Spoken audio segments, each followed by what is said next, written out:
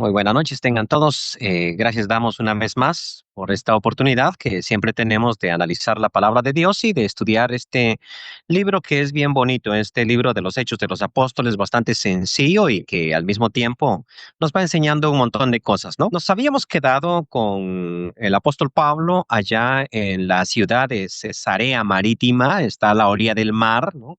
Pero está preso. Está preso porque todavía no ha sido juzgado, entonces está ante este gobernador que se llama Félix. La vez pasada habíamos hablado algo acerca de él. Habíamos dicho que anteriormente tanto él como su hermano habían sido esclavos de Claudio y que en determinado momento habían conseguido la libertad y no solo eso, sino que llegó a escalar políticamente hasta convertirse en gobernador de una de las provincias romanas, la provincia de Judea en aquella época. Pues bien, tenía fama, ya decíamos que hay historiadores que hablaban de él, el caso de Josefo, que es un historiador judío, no querido por los judíos, pero sí muy reconocido por los cristianos, y que Josefo hace una descripción de él, también la hace otro historiador romano que se llamaba Tácito. Y los dos coinciden en decir que este hombre pues era corrupto, le gustaba la plata y vamos a ver eso más adelante. También que era cruel y que en determinado momento una persona cruel se gana la enemistad de aquellos a quienes gobierna. Entonces los judíos a Félix no lo quieren mucho, pero por cruel, ¿no? Y también que era bastante promiscuo, y que tiene una esposa y es su segunda esposa. Y no le importó que esta mujer ya hubiese estado casada antes, igual. A él eso no le importaba. Entonces, esto es lo que cuentan de él, que se casó 3 veces, así es de que todavía se va a divorciar de la que actualmente tiene acá. Pues veíamos eso en Hechos capítulo 24, versículo 1, haciendo un pequeño repaso de lo que veíamos en la clase anterior. 5 días después descendió el sumo sacerdote Ananías con algunos de los ancianos y un cierto orador llamado Tértulo y comparecieron ante el gobernador contra Pablo. Bien. En aquella época habían abogados. Y esto, Cicerón, por ejemplo, el romano, era muy famoso como abogado. Y había quienes se dedicaban por entero a eso, incluso había maestros de oratoria, a esto se les llamaba sofistas. A los sofistas no les importaba la verdad, no les importaba realmente quién tenía o no tenía razón, sino que su único propósito era convencer a las personas de una tesis. Se jactaban algunos de ellos que podían convencer a la audiencia de X cosa y al día convencerlo de su contrario y otra vez convencerlo de lo primero al día tercero. Y bueno, Tértulo parece ser uno de estos sofistas, no es griego, él es judío por la forma en que habla. Bueno, es un orador profesional que en este sentido el sumo sacerdote ni siquiera va a acusarlo directamente a Pablo, sino que va a traer a este orador. Y en el versículo 2 dice, y cuando éste fue llamado, o sea, Pablo, Tértulo comenzó a acusarle diciendo, como debido a ti gozamos de gran paz y muchas cosas son bien gobernadas en el pueblo por tu prudencia, oh excelentísimo Félix, lo recibimos en todo tiempo y en todo lugar con toda gratitud. Puro cuento porque realmente no lo quería, ¿no? Porque era cruel y era corrupto. Pero igual hay que halagarlo, lo veíamos la vez pasada con mayor detenimiento. Pero por no molestarte más largamente, te ruego que nos oigas brevemente conforme a tu equidad, porque hemos hallado que este hombre es una plaga y promotor de sediciones entre todos los judíos por todo el mundo y cabecilla de la secta de los nazarenos. Tremenda acusación. Intentó también profanar el templo y prendiéndole quisimos juzgarle conforme a nuestra ley, pero interviniendo el tribuno Licias con gran violencia lo quitó de nuestras manos, mandando a sus acusadores que viniesen a ti. Tú mismo, pues, al juzgarle, podrás informarte de todas estas cosas de que le acusamos. Allí nos habíamos quedado. Los judíos también confirmaban, diciendo ser así todo. Versículo 10. Habiéndole hecho señal el gobernador a Pablo para que hablase, éste respondió. Y de hecho ha estado aquí encerrado y el gobernador no lo ha escuchado, así es de que Pablo no tiene ninguna ventaja. Lo acusaron antes de que él pudiera defenderse. Y vamos la defensa que va a hacer Pablo. arranca diciendo allí a la mitad del versículo 10, porque sé que desde hace muchos años eres juez de esta nación, con buen ánimo haré mi defensa. Fíjense que su discurso se va a parecer bastante al de Tertulo en este sentido. Va a ser un halago en cierto sentido de Félix, pero no es descarado. O sea, no le dice, mira, tú tienes mucha equidad, te queremos mucho, te apreciamos mucho. No hace esas cosas. Pero sí señala un punto bien interesante en la vida de Félix. Le dice, porque sé que desde hace mucho tiempo eres juez de esta nación, con buen ánimo haré mi defensa. O sea, confío en tu equidad o confío en tu justicia y sobre todo confío en que tú ya conoces cómo es esta gente. O sea, esto no es nada nuevo. De hecho, dice que los judíos son sumamente difíciles de tratar, que es bien complicado, es gente bien complicada. Entonces, más la de aquella época, ¿no? Tú, pues, no eres nuevito con esta nación, que rato los conoces, así es de que yo, con confianza, haré mi defensa.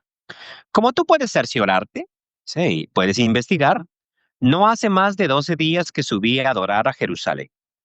Y no me hallaron disputando con ninguno, ni amotinando a la multitud, ni en el templo, ni en la sinagoga, ni en la ciudad. Y Pablo tiene toda la razón, no andaba haciendo nada de eso. Ni lo pueden acusar de tal cosa, ni te pueden probar las cosas de que ahora me acusan. Pero esto te confieso, que según el camino que ellos llaman herejía, así sirvo al Dios de mis padres, creyendo todas las cosas que en la ley y en los profetas están escritas, teniendo esperanza en Dios, la cual ellos también abrigan, de que ha de haber resurrección de los muertos, así de justos como de injustos, y por esto procuro tener siempre buena conciencia sin ofensa ante Dios y ante los hombres. Pero pasados algunos años, vine a hacer limosna a mi nación y presentar ofrendas. Estaba en ello cuando unos judíos de Asia me hallaron purificado en el templo, no con multitud ni con alboroto. Ellos debieran comparecer ante ti y acusarme si contra mí tienen algo. O digan estos mismos si hallaron en mí alguna cosa mal hecha cuando comparecí ante el concilio, a no ser que estando entre ellos prorrumpí en alta voz acerca de la resurrección de los muertos, soy juzgado hoy por vosotros. Bien, aquí termina su defensa, ¿no? La defensa de Pablo tiene puntos bien importantes. Primero, se enfoca en de qué me están acusando. Bueno, me están acusando de que yo armo alboroto por todo el mundo y de que también andaba armando un alboroto acá y de que profané el templo. Las cosas completamente claras. Entonces él dice, mira, yo ni siquiera llevo mucho tiempo aquí, hace 12 días vine. Tú puedes cerciorarte de eso. No me hallaron discutiendo con nadie, ni en el templo, ni en la plaza, ni en la sinagoga. No te pueden probar nada de eso. Importante aquí distinguir, o importante que Pablo distinga entre prueba y una simple opinión o acusación. Las personas pueden hablar mal las unas de las otras. Pueden decir Pablo es un alborotador, es cabecilla de esta secta llamada de los nazarenos. Pueden decir cualquier cosa, pero a ver, ¿cuáles son las pruebas de lo que está diciendo? Entonces Pablo recurre a las pruebas. No te pueden probar absolutamente nada porque ellos no me encontraron en eso. Por el contrario, los que me hallaron allá en el templo son unos judíos de Asia. Bien, ¿dónde están ellos? ¿Por qué ellos no están presentes? Si ellos tienen algo contra mí, que vengan ellos y me acusen, pero de lo que estos están diciendo no pueden probar absolutamente nada. Pero venimos a un punto importante, ¿no? Lo que Tértulo había anticipado. Pablo no va a negar su cristianismo, ¿sí? No lo va a negar. Y entonces le dice, pero una cosa sí te confieso, ¿qué? Que yo pertenezco a este camino. Interesante que nosotros hoy en día le llamamos iglesia, diríamos, soy miembro de la iglesia, o diríamos, soy cristiano. Pero la Biblia no utiliza mucho el término cristiano para referirse a los hijos de Dios. Se refiere a ellos más como discípulos. Y esto es bien importante, ¿sí? Porque todo cristiano debe ser un discípulo. No pueden haber por un lado los cristianos y por otro lado los discípulos. No puede existir eso. Pero en el mundo evangélico mucho se hace esa distinción. Ellos dicen, yo soy un creyente, pero no un discípulo. Y de hecho uno lo escucha de sus predicadores. Hay un pasaje bien interesante, puesto que ellos no creen en el bautismo como necesario para la salvación. Hay un pasaje bien interesante allá en Juan capítulo 3. Si no naces del agua y del espíritu, no puedes entrar en el reino de Dios. Entonces escuché a un pastor en Honduras, que él es guatemalteco, se llama Germán Ponce, en una conferencia sobre este pasaje. Pues decía Germán Ponce, mira, es que para ser creyente y ser salvo, tú solo necesitas levantar tu mano. Pero ahora sí, para ser un discípulo, ahí sí tienes que nacer del agua y del espíritu. Espérate, esa es la misma cosa. O sea, o somos discípulos o no somos nada. ¿Sí? O seguimos a Cristo o seguimos al diablo. No hay una posibilidad de soy creyente, pero fíjate que todavía no soy discípulo. Soy creyente, pero todavía no me he bautizado. O sea, eso no existe en el Nuevo Testamento. Punto aparte. Aquí Pablo no lo llama discípulos, lo llama camino. Interesante ese término, ¿no? Pero esto te confieso, que según el camino que ellos llaman herejía, así sirvo a Dios. A ver, esta metáfora para hablar de los cristianos es muy importante y viene de Proverbios. En Proverbios estamos examinando la idea de el camino, iniciar la sabiduría como camino. ¿Por qué el camino es importante? Primer punto. Hay personas que entienden el cristianismo como algo estático. Yo necesito creer, arrepentirme, confesar el nombre de Cristo, bautizarme y ya. Y de ahí, pues de ahí permanezco fiel y ya. Y estuvo. No, resulta que el cristianismo no es un estado, es un camino. A ver, nosotros tendemos a pensar que la infancia es los años maravillosos, ¿no? Y que cuando se muere un niño, cuando se muere un bebé, uno dice, oye, qué bueno, porque él está allá con el Señor, porque de ellos, de los niños, es el reino de los cielos. Como si ser bebé fuese lo máximo. Y claro, los bebés son lindos y a mí me encanta el que tengo, ¿sí? Y paso muy divertido con él. A veces uno dice, ojalá nunca creciera. Espérate, ¿en serio? No, a ningún padre y a ninguna madre le gustaría eso. De hecho, cuando ellos no experimentan crecimiento, uno se preocupa. ¿Por qué no están creciendo? ¿Y no querías que fuera bebé eterno? No, yo quiero que se convierta en un adulto. O sea, quiero que cambie, quiero que madure, quiero que progrese. Pues bien, cuando nosotros nos bautizamos, ese no es el estado ideal de un cristiano. Sí es cierto que sus pecados han sido lavados y es cierto que ha sido purificado, pero no tiene por qué quedarse así. O sea, cuando uno se ha bautizado, uno es un recién nacido en Cristo y tiene que alimentarse de la leche espiritual no adulterada, dice el apóstol Pedro, pero la idea es que no quede allí y no se alimente todo el tiempo de leche, sino que, como dice el autor a los Hebreos, coma alimento sólido que tiene que alcanzar una madurez, porque tiene que convertirse en alguien adulto. Entonces, todas las personas tienen que entender que el bautismo no es el estado ideal, sino es el inicio de un camino que hay que transitar y hay que madurar y hay que dejar las cosas. Punto número uno. Punto número dos, no esperemos perfección de los recién convertidos y eso muchas veces pasa, ¿no? Uno dice, óyeme, pero ahora ya es cristiano y míralo con las mismas mañas. Pues sí, es que las va a tener, porque está en un proceso de maduración, pero a veces nosotros somos demasiado exigentes cuando todos vamos por este camino. Entonces, es importante tener la idea de, uno, tengo que progresar y número dos, no tengo que ser tan exigente con los demás ni tampoco conmigo mismo. Aquí no importa realmente cuánto yo avance, sino que avance. Y eso me lleva a mi tercer punto. Cada quien está en su propio camino. Y cito aquí una anécdota. Yo no sé si ustedes sabían que el budismo, al igual que cualquier religión del mundo, está dividida en muchas sectas, muchas formas distintas de practicar el budismo, pero el budismo no es como el cristianismo, eso es más como un ejercicio espiritual de los yogas y toda esa cuestión, ¿no? Entonces hay sectas budistas que son muy exigentes y hay sectas budistas que son más livianas. Dicho esto, los budistas, no todos, creen que su líder y la reencarnación del Buda es el Dalai Lama. Solo que el Dalai Lama, al estar aquí vivo, pues tiene que elegir. O sea, tiene que elegir qué secta va a tener él, ¿no? Y entonces él pertenece a una de esas sectas. Es decir, no puede él unificar al budismo. Entonces le preguntan a él, y este señor es bastante sabio. Le dicen, ¿cuál es la mejor rama del budismo?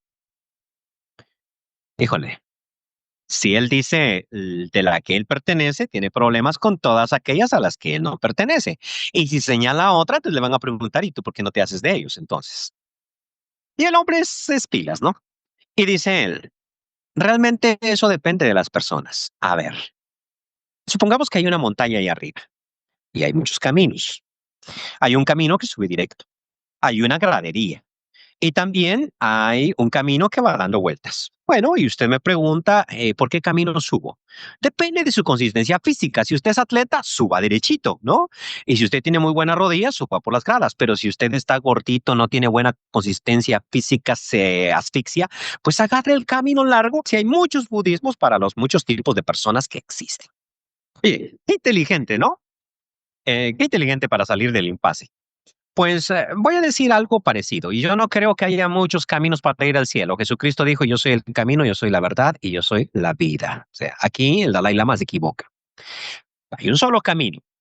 Solo que por ese camino transitamos personas con diferentes características y personas que tenemos diferente nivel atlético espiritual y por lo tanto una persona puede avanzar mucho y otra persona puede avanzar poco y realmente no importa si uno avanza mucho o poco, sino importa realmente si uno avanza. Cada quien tiene su propia carrera en este camino del cristianismo. Y lo importante es que el día de hoy haya sido un mejor hijo de Dios que el día de ayer. Pero no que el día de mañana, sino que me mantenga en constante avance. Y ahí es donde entonces yo no debo voltear a ver a mi prójimo y criticarlo por lo poco que avanza, sino preocuparme por mi propio progreso espiritual y ayudarlo a él a que en medio de sus luchas, sus dificultades, avance. Y se cuenta esta anécdota de este gran misionero inglés que se llamaba Livingstone, que fue también un gran descubridor del África. Pues resulta que él se metió por Sudáfrica y cruzó todo el África. Fue el primer europeo en cruzar el África y apareció por la ciudad de Khartoum. Eso está en Sudán ahorita, pero en aquel tiempo era Egipto, ¿no? Le pasó por Khartoum. Ahí por Khartoum se enfermó y pues lo fue a buscar un amigo para poder llevarlo a Inglaterra nuevamente. Y entonces sí, pues empacaron y toda la cosa, y había un sirviente de Livingstone ahí en la casa, ¿no? Había un sirviente. Y resulta que el amigo lo encontró robándose un espejito del señor Livingstone que ya estaba empacado y se lo estaba echando debajo de la túnica, ¿no? Y entonces armó el alboroto, se lo quitó y toda la cuestión, y Livingstone llega y ¿qué pasó? ¿Qué sucedió? Mira que este siervo tuyo se estaba robando el espejito, yo se lo quité porque ¿cómo es posible? O sea, y tiene la cara de decir que es cristiano, ¿no? Y se estaba robando el espejito. Y entonces Livingstone se lo quitó, le quitó el espejito y se lo dio a su siervo y le dijo, váyase, váyase, váyase, no, tranquilo, aquí no pasó nada, ¿no? Y el amigo estaba tan sorprendido, ¿cómo le apañas el hecho de que robe? Es que cuando yo lo conocí se robaba todo, ahora ya solo ciertas cositas como espejitos. El carácter compasivo de Livingstone era muy bueno para un misionero. O sea, él no era extremista como, mira, tienes que ser perfecto, porque si no, no eres hijo de Dios. No, estás avanzando. O sea, antes si hubieras visto cómo era, pero mira cómo va en este camino. El error con ser uno perfeccionista es el siguiente.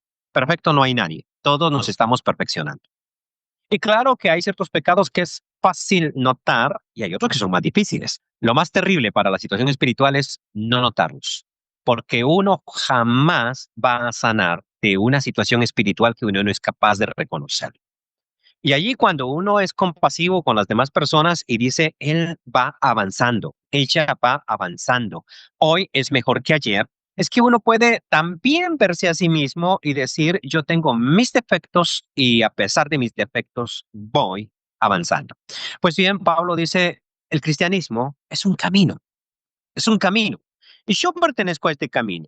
Y yo creo a los profetas, y yo creo en la esperanza de Israel, ¿no? Yo creo en la resurrección de los muertos. Y mira, yo no hice nada impropio, incluso cuando me citaron al concilio, y esto, hay testigos, todos los soldados romanos, el mismo tribuno que tarde o temprano va a descender puede dar testimonio de eso. Lo único que tal vez yo hice indebido, dice él, es que alcé la voz y dije, por causa de la resurrección de los muertos, estoy siendo juzgado. Eso fue lo único malo que yo tal vez hice. Versículo 22. Entonces Félix, oídas estas cosas, estando bien informado de este camino, les aplazó diciendo, cuando descendiere el tribuno Licias, acabaré de conocer de vuestro asunto. Y Pablo tenía toda la razón cuando dijo, con buen ánimo voy a hacer mi defensa porque tú no eres nuevito aquí. Conoces a esta nación. Y en efecto, lo que ayuda bastante a Pablo en este juicio es que este estaba muy bien enterado de quiénes eran los judíos y de cuál era este camino y de los problemas religiosos que tenían ellos los unos con los otros. Entonces, no es algo nuevo para Félix y por eso él sabiamente dice, ¿sabes qué? No voy a decidir, voy a esperar que venga el tribuno Licias y entonces voy a tomar una decisión con respecto a esto. Lo siento, los judíos perdieron su chance, perdieron su oportunidad, porque la voz del tribuno se va a escuchar. Si tenían una oportunidad para que Pablo fuese sentenciado, era esta y la perdieron. Versículo 23. Y mandó al centurión que se custodiase a Pablo, pero que se le concediese alguna libertad y que no impidiese a ninguno de los suyos servirle o venir a él. Resulta que en griego la palabra cárcel es la misma palabra que significa cadena. Porque las cárceles de aquel tiempo no eran como las nuestras. No había una cárcel como la de Bukele. No habían cárceles de alta seguridad. De hecho, no, porque a los delincuentes no se les encerraba. Eso es moderno. O sea, eso de meter delincuentes a la cárcel, eso es moderno. En aquella época, las cárceles eran para las personas que no habían sido juzgadas. Una vez que eran juzgadas, les pegaban los azotes que tocaba, les cortaban la mano por ladrones, los crucificaban por enemigos del imperio, los mataban, qué sé yo, los vendían como esclavos, en fin. Pero no había ningún sentenciado en una cárcel. Ya. Entonces quiere decir que las cárceles no tenían el nivel de seguridad que hoy en día tienen. Porque las personas no se iban a fugar, porque fugarse era decir, sí soy culpable. Eso no iba a pasar. Así es de que a veces alquilaban una casa, como va a pasar con Pablo más adelante, y lo van a dejar preso ahí, o está entre los militares. Entonces le dicen al centurión, custódiame a este. Eso quiere decir que Pablo tiene su camita, tiene su cuartito, solo que el centurión, que está a cargo de 80 soldados, es que originalmente sí eran 100, de ahí viene la palabra centuria, pero para esta época en que estamos viviendo acá, en la época de Pablo, la centuria tiene 80 soldados. Entonces tiene 80. Así es de que le va a poner guardia. O sea, va a haber soldados siempre que van a estar cuidando a Pablo, pero le dice, le dejas libertad, ¿sí? O sea, no lo hostigues. Este no es peligroso. Y deja que lo vengan a servir los suyos. Es decir, si en este caso está Lucas ahí con él, Lucas puede llevarle el desayunito, venir, que le hace falta a Pablo, que necesita, quiero platicar con él, quiero estar un rato con él, puede escribir una carta, puede escribir, y por eso se supone que en esta época él escribe la carta a los efesios, a los filipenses, a los colosenses. Otros dicen que esto lo hizo desde Roma en los 2 años que estuvo allá, pues no sabemos exactamente. Sabemos que esas cartas, Filipenses, Colosenses y Efesios, fueron escritas desde la prisión. Por eso se le llaman las cartas de la prisión. Ah, y Filemón. Las cuatro cartas de la prisión. Porque él tenía esa libertad de tener incluso un secretario, tener amigos y poder conversar con ellos. Dice el texto, el versículo 24. Algunos días después, viniendo Félix con Drusila, su mujer, que era judía, y habíamos dicho anteriormente que esta era la segunda esposa de él, eso no estaba bien visto para los romanos, y no le importó que esta mujer ya hubiese tenido marido, igual se apropió de ella y se casó con ella, y no va a ser la última porque Félix todavía se va a casar una vez más. Que le gustaba la vida licenciosa, como bien había dicho Josefo y Tácito. Eh, una vez más, algunos días después, viniendo Félix con Drusila, su mujer, que era judía, llamó a Pablo y le oyó acerca de la fe en Jesucristo. A ver, ya que mi mujer es judía, ven y predícanos. Versículo 25. Pero al disertar Pablo acerca de la justicia, interesante tema, del dominio propio, y el hombre es licencioso, y del juicio venidero, y el hombre es corrupto. Félix se espantó y dijo, ahora vete, pero cuando tenga oportunidad te llamaré. Siempre me he preguntado si Pablo sabía que Félix era todo esto. Y probablemente sí. Y por eso le habla de esas cosas. Porque a Pablo no le interesa ganarse a un juez o salir libre de la cárcel.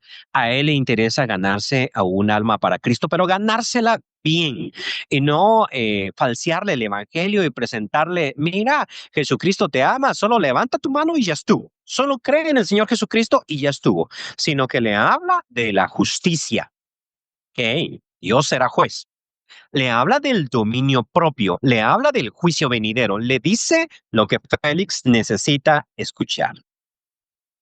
Dice en el versículo 26, esperaba también con esto que Pablo le diese dinero para que le soltase, por lo cual muchas veces lo hacía venir y hablaba con él.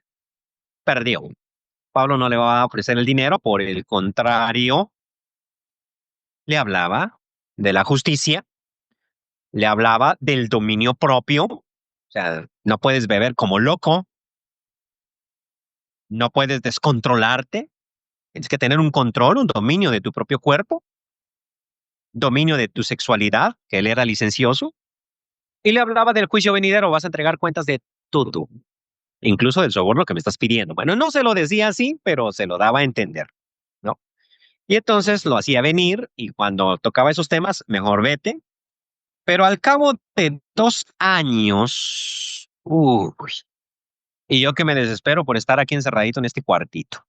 Y yo que me desespero porque hoy no salí a la calle, no estuve trabajando todo el día. Y yo que me desespero o sea, 2 años preso siendo inocente, ¿no?